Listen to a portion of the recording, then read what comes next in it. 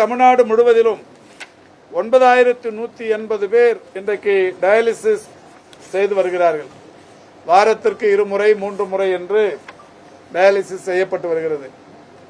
இதற்கு முன்னால் எல்லாம் டயாலிசிஸ் செய்து கொள்ள வேண்டும் என்று சொன்னால் வாரத்திற்கு 2 முறை என்கிற போது 2000 3000 என்கின்ற வகையில் ஒரு முறைக்கும் 4-5 ஒரு வாரத்திற்கும் மாதத்திற்கு குறைந்தது ஒரு 20-25 செலவு செய்யப்பட வேண்டிய நிலை இருந்தது. ஏழை எளியவர்களுக்கு சிறுநீரக பாதிப்பு என்று வந்தாலே அவருடைய உயிருக்கு உத்தரவாதம் இல்லை என்கின்ற வகையில் மிகப்பெரிய அளவிலான பாதிப்பை சந்தித்து வந்தனர். இந்த நிலையில் மாண்புமிகு தமிழ்நாட்டின் முதலமைச்சர் அவர்கள் இந்த டயாலிசிஸ் சேவையை இலவசமாக ஆக்கும் பணியினை தொடங்கி இன்றைக்கு சிறப்பாக நடைபெற்று கொண்டிருக்கிறது.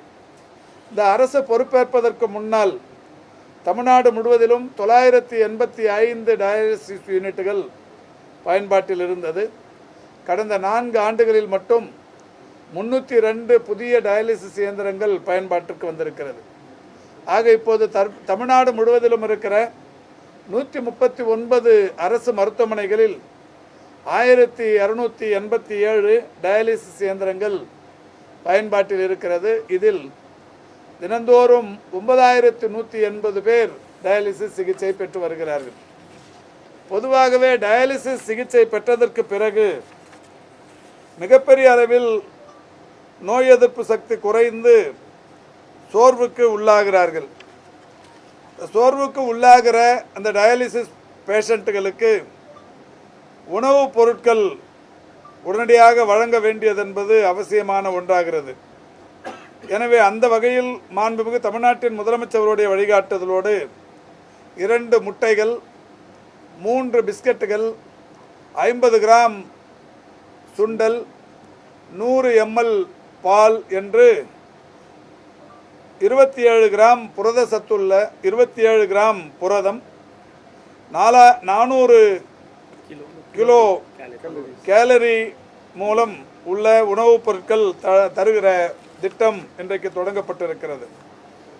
இன்றைக்கு ராஜீவ்காந்தி அரசு மருத்துவமனையில் இன்றைக்கு இந்த திட்டத்தை முதன்முறையாக தொடங்கி இருக்கிறோம். தமிழ்நாடு முழுவதிலும் இந்த திட்டம் இன்னும் ஓரிரு நாட்களில் ஒரு வாரத்திற்குள்ளாக எல்லா மருத்துவமனைகளிலும் இது பயன்பாட்டிற்கு வரவிருக்கிறது.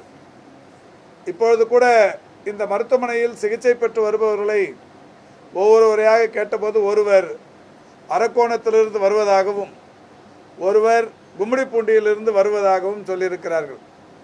டயாலிசிஸ் முடிந்தவுடன் அவர்கள் இங்கிருந்து பேருந்துகளை பிடித்து அந்த ஊர்களுக்கு போவதற்குள் பெரிய அளவிலான சிரமத்திற்கு உள்ளாவார்கள்.